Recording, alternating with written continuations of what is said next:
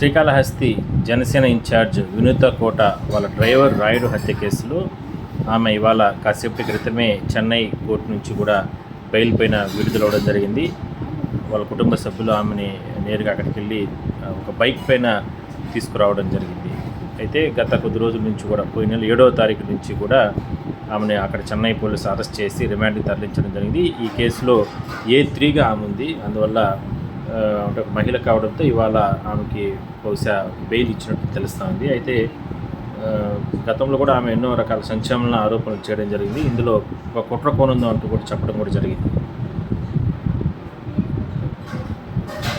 మీడియాతో మాట్లాడడానికి నిరాకరించి అక్కడి నుంచి కూడా వెళ్ళిపోవడం జరిగింది. మాట్లాడతారమ్మా, మాట్లాడండి.